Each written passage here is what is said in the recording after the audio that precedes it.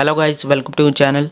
In this video I'll be showing you how to fix GCash app authentication failed. To fix this issue, first you have to go to your home screen and find the settings.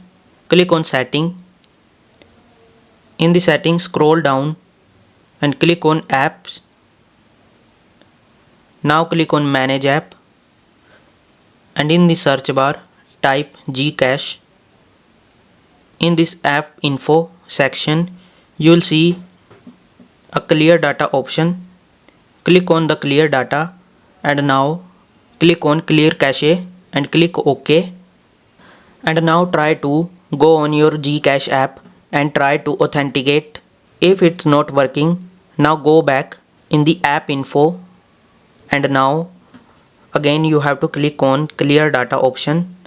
And now you have to click on clear all data and now click on OK. This will help you to fix your issue. If this method is not working for you, you have to go to your home screen again and now click on Play Store and in the search bar you have to type GCash app. Click on GCash and here you will see a uninstall button. Click on uninstall.